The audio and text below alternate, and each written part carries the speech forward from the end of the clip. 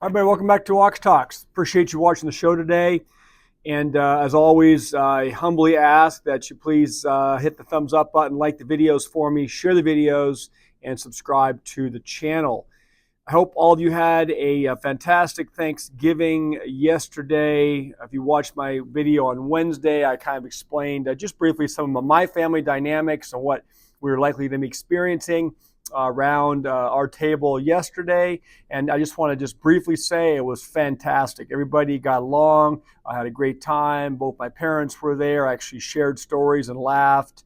My brother was in town. So anyway, just as a quick follow-up, it was fantastic. We avoided some of the hotbed topics, but not uncomfortably so. It just rolled out great. So I hope that you guys had a nice Thanksgiving as well. The market was a half day today. Boy, everything is up. The stock market was up. The Dow, the NASDAQ, the S&P. I see that cryptocurrencies, Bitcoin and Ethereum, XRP are all up. XRP's up substantially. Gold and silver, again, half day today with the market. Closed up over $20 an ounce on gold. Silver, I think 40 some odd cents an ounce. So everything is up. The dollar's been getting beat up a little bit, the US dollar index and the 10-year. Usually when you see those two things pull back, you get a corresponding jump in some of the other areas, okay? So that's what I saw with the markets briefly this morning. And an article I want to share with you has to do with, and the reason for the title of the thumbnail is Keep Your Day Job. Please listen to this article. I think it's very important. And when I say keep your day job, I'm not telling you to continue being a worker for somebody else your entire life. I'm also not telling you not to set up a side business or a side hustle and start to generate a way to make money as a self-employed person, because there may very well come a time in your industry, in your sector, whatever you're in, where you are laid off. Someone left me a message the other day that he was in the tech sector, got laid off, was looking for work. You're going to start seeing this probably roll out in a greater amount into 2025. You're going to have, professed trillions of dollars of budget cuts. So those people are going to be looking for work. So I think this story is very important at Yahoo Finance. It says U.S. labor market has become low hire, low fire. The U.S. labor market entered a new gear in the second half of 2024. Low hire, low fire. We are in a low hire, low fire environment. Bank of America's lead economist, Atidja Bave, said in a note on Tuesday, in the spring of 2022, there were 2 open jobs for every unemployed person. Now, that figure is just a little more than 1. In other words, there aren't as many opportunities out there. So if you are not yet at a place where you can be self-sustaining, meaning you rely on a paycheck, you rely on clocking in, clocking out every day for the money, wages to support yourself and your family, please understand that position, whatever you may think it is, good, bad, whatever, is probably something that you should do your best to keep.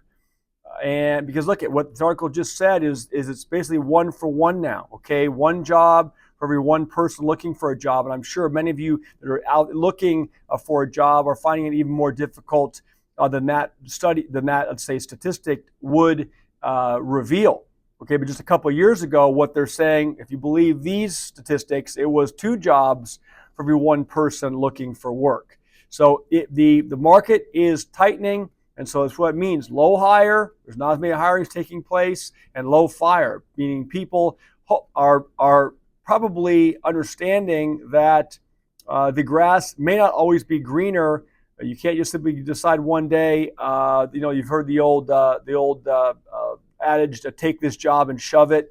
It doesn't work that way anymore. All right, now when you get yourself to a position where you've made your own business, set up your own business, you're generating income from your own efforts and labor, and that's going into your pocket, then you can decide to be a little bit more selective. But until that point, all right, be very, very, very, I don't want to use the word fortunate, but blessed, whatever it is, do your best to keep that job.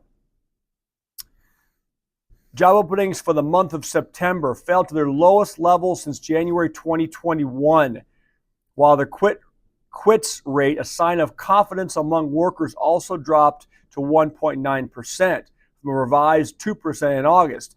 They're saying sign of confidence among workers. It's probably a sign among those workers that they realize that they won't be able to go out and replace that job like they used to. All right, they can't just walk into an employer and say, "I'm here, I'm ready to work."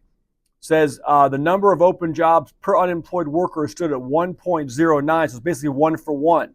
The low level of quits is consistent with a decline in the availability of employment opportunities, according to Oxford Economics lead U.S. economist Nancy Vanden Houten said at that time. New data released by the Department of Labor on Wednesday showed that initial filings for unemployment insurance hit a 7-month low in the week ending November 23rd, with 213,000 initial claims filed.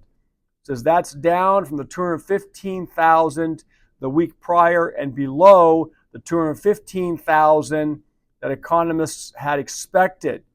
It says, but the number of people making continuing claims, or those filing for unemployment benefits for at least 2 straight weeks, rose to 1.907 million last week, the highest level since November 2021.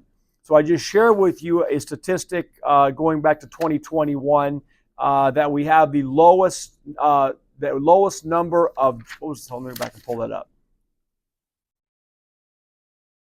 Job openings for the month of September fell to their lowest level since January 2021, while as of last week, those filing for unemployment benefits for at least 2 straight weeks rose to the highest level since 2021, okay? So that just reinforces the fact that those people that do not have a job are having a more difficult time locating work because there aren't as many open positions for everyone looking for employment, okay? Which means your job is sacrosanct. You need to have a way to put food on the table for your family. So please take it seriously. Please make sure you're doing those things that need to be done. Being there on time, showing up, good attitude, all that kind of stuff. I don't need to lecture you guys, depending on what industry you're in. But take it seriously. Samuel Toombs, chief U.S. economist at Pantheon Macroeconomics, wrote Wednesday, the recent pickup in continuing claims broadly supports the idea that the flow of initial claims still is high enough for unemployment to continue to rise. The unemployment rate in October stood at 4.1%, down from the summer's high of 4.3%, but look at it, it's up 3.8% from a year ago. So unemployment is going up. Job growth has not only slowed overall, but recent hiring trends have been concentrated in just a few handful of sectors. Bank of America pointed out that 3 sectors, healthcare, education, leisure and hospitality, and government, have driven hiring patterns over the last 6 quarters.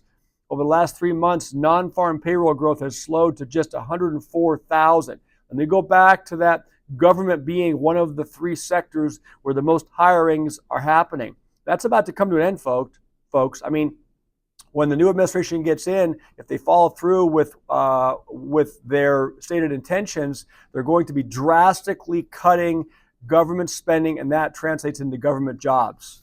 So these numbers are going to keep going up. Other industries have basically been stagnant for the last few months, the team wrote. Despite the rise in the unemployment rate, Abave and team noted that overall layoffs have remained low, writing that while the labor market has moderated, it hasn't rolled over. I would add the word yet. A spark in layoffs would create a negative feedback loop between consumption and the labor market. What that means is people wouldn't be able to go out and spend frivolously because they wouldn't have a job. They wouldn't have money to do so. Just as a side note, I just was coming to the office here for a couple hours today, driving down a very, very popular shopping street here in my local community. It's all higher end stuff, but families just flock to the street when they're in town over these times of the year, and it is packed. The restaurants are packed. All the sidewalk patios are full. The high-end stores, you can tell they're just jammed with people.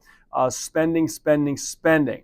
Okay, but as we start to see this unemployment rate continue to go up, and we start to see what this guy's referring to as the negative feedback loop between consumption and the labor market, all right, that will at some point begin to turn over and roll over.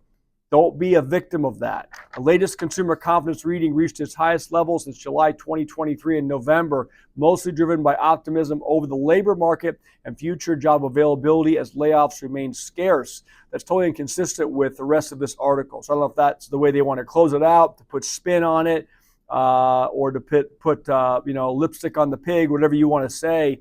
I'll leave it there today. I thought it was an important topic to share with you before the weekend. We always want to contemplate where we're at. And people tend to obviously be dissatisfied with their job. And that's, we all suffer from that. I mean, I work for myself, but a lot of times I don't like the job either. But we have to understand the focus, keep focused, understand that this is the reality. Okay, jobs are not as prolific as they were. And so take that into consideration, each and every one of you, please. Yeah, if you are still in the workforce, and certainly if you have a family, and even certainly more if you have young kids or a family or even elderly parents that rely on you, okay? Thanks for sticking around for the show today. It went a little longer than normal. Have a great rest of your day today. I'll talk to all of you soon. Bye.